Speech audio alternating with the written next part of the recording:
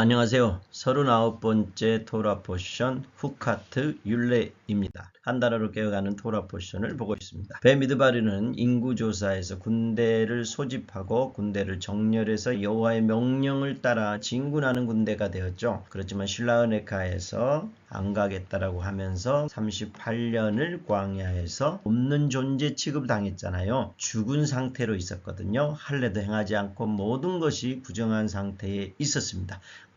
죽은 상태에서 오늘 그것을 끝내고 새롭게 시작하는 시간입니다. 이 38년 동안 죄 가운데 있었기에 이것을 해결할 법이 필요한데요. 이 문제를 위해서 법을 제정하는 거죠. 이걸 율례라고 합니다. 어떤 새로운 환경, 새로운 상황이 있을 때 그것에 맞는 법을 제정하는 것을 율례라고 얘기합니다. 후카트가 되겠습니다. 후카트 율례인데요. 민수기 19장 21장 1절까지입니다. 율례를 정하여 죽은 상태인 백성을 살리겠다라는 거죠. 이 율례는요. 붉은 암송아리를 가지고 죽은 자와 같은 부정한 자를 산 자로 정결케 하는 것입니다. 붉은 암송아리를 잡아서 그 피를 해막에 7번 뿌리고 그리고 불사르고 백향목 우슬 종색질을 사르는 불 가운데 던져서 그 재를 가지고 흐르는 물과 함께 잿물을 만들죠. 그래서 이 물을 부정을 씻는 물, 정결하게 하는 물이라고 얘기합니다. 이것을 우슬초로 찍어서 죽음과 닿았던 모든 것과 모든 사람에게 뿌려서 정결케 합니다. 그러므로 모든 이스라엘의 제2세대, 다시 태어난 2세대를 정결케 하게 됩니다. 염소와 황소의 피와 및 암송아지 젤을 부정한 자에게 뿌려 그 육체를 정결하게 하여 거룩하게 하거든. 하물며 영원하신 성령으로 말미암아 없는 자기를 하나님께 드린 그리스도의 피가 어찌 너희 양심을 죽은 행실에서 깨끗하게 하고 살아계신 하나님을 섬기지 못하게 하겠느냐. 그러므로 이 암송아지의 죄로 인해서 2세대 전체가 정결케 되었습니다. 이 이야기는요, 이 율례는요, 여호수아 군대 제2세대부터 예수와의 군대, 예수와께서 재림하기 전까지 예수와의 군대가 살아가는 여정에 있어서 반드시 필요한 원리를 이야기합니다.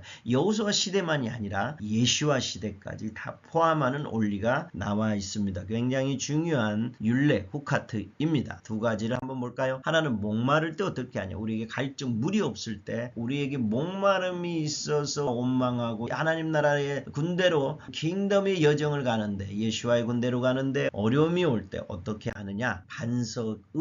반석이신 예수와로부터 나오는 생수를 마셔야 한다. 지팡이를 가지고 내 형 아론과 함께 회중을 모으고 그들의 목전에서 너희는 반석에게 명령하여 물을 내라. 그 반석이 물을 내게 할 것이다. 요한복음 7장에 명절 끝날 꼭 큰 날에 예수와께서 서서 외치리되 누구든지 목마르거든 내게로 와서 마시라. 반석에서 마시라. 생수의 강이 흘러나오리라. 이것은 성령님을 얘기하죠. 이 사건은요, 미리암의 죽음과 아론의 죽음 사이에 이 사건을 넣어놨어요. 그러므로 무엇을 얘기할까요? 예수와 안에 있는 생명의 성령의 법이 죄와 사망의 법에서 너를 해방하였습니다. 살리는 것은 영이니 육은 무익하다. 아론의 죽음과 미리암의 죽음 사이에 우리의 육은 죽어야 된다는 것을 사건을 통해서 보여주죠. 그리고 반석으로부터 나온 생수, 성령님으로만 살 때에 우리는 이 목마름을 해결할 수 있다는 거죠. 우리가 육신의 생각으로는 이 목마름을 채워줄 수 없다는 것, 오직 성령에 충만할 때만 이 목마름을 해결할 수 있다라고 얘기합니다. 그리고 두 번째 사건은요, 상함으로 인해서 일어난 사건인데요. 백성이 호르산에서 출발하여 홍해길을 따라 에돔 땅을 우회하려 하였다가 길로 말미암아 백성의 마음이 상하니라. 그 전에 가나안 아라드 왕이 공격함으로 인해서 포로로 잡혀가는 사건도 있고요. 계속해서 에돔 땅을 우회하면서 마음이 상하죠. 그래서 백성이 하나님과 모세를 향하여 원망하죠. 어찌하여 우리를 애굽에서 인도에 내어 이 광야에서 죽게 하는가. 이곳에는 먹을 것도 없고 물도 없도다. 우리 마음이 이 하찮은 음식을 싫어하노라. 여호와께서 불뱀들을 백성 중에 보내어 백성을 물게 함으로 이스라엘 백성 중에 죽은 자가 많은지라. 내가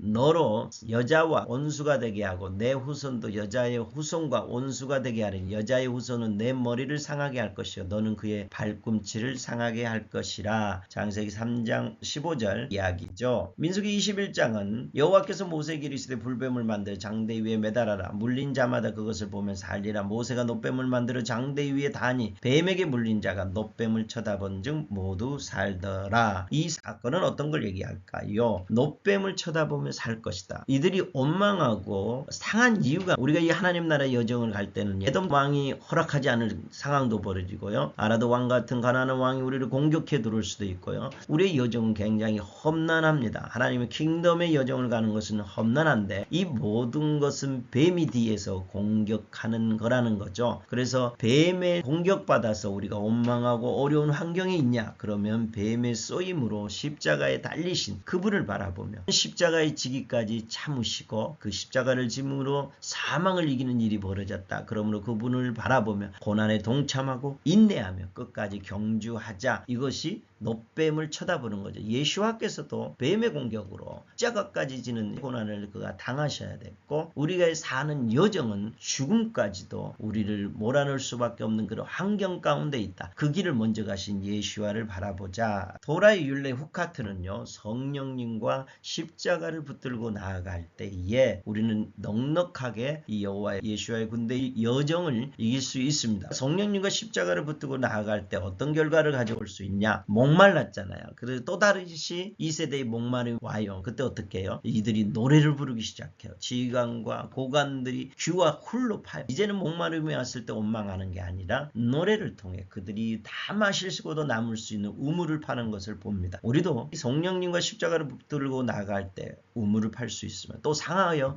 놋뱀을 바라보는 상황이 계속해서 일어나는데요. 아산왕과 헤스본 왕의 공격 앞에 그들은 전쟁을 승리하는 것을 보게 됩니다. 뱀의 공격 앞에서 우리가 좌절하고 원망하는 게 아니라 승리까지 갈 수 있다는 것을 오늘 본문은 얘기하고 있습니다. 명령으로 우물들을 파고 전쟁에 승리하는 새로운 세대 예수와의 군대가 일어나고 있습니다. 후카트를 한 단어로 풀어본다면 파라 아둠마 붉은 암송아지 네하시 하네세트 놋뱀 마임민 하셀라 반석으로부터 물 굉장히 중요한 게 많은데요. 이 중에 율례와 가장 가깝게 느껴지는 파라 아둠마로 붉은 암송아지로 잡고 싶습니다. 궁금한 게 하나 있죠. 반석에서 물을 내라고 얘기할 때 모세가 한 행동은 무엇이 잘못되었을까요? 모세는요 항상 어떤 문제가 발생하면 그가 하는 일이 있어요. 첫 번째는 엎드려요. 그러면 하나님께서 나타나셔요. 그리고 하나님 말씀하셔요. 그럴 때 그가 하나님의 마음을 정확하게 읽고 백성 편에 서서 중재하거나 하나님 말씀 그대로 순종하는 게 모세가 했던 방식이에요. 그런데 오늘만은 달라요.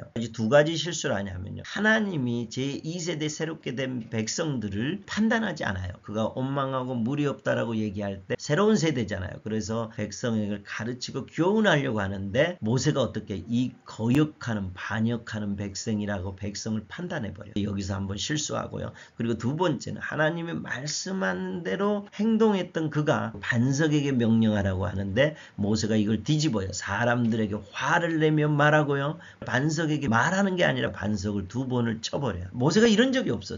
하나님이 나타나시면 그것을 하나님의 마음을 정확하게 읽은 모세가 오늘은 두 번 실패합니다.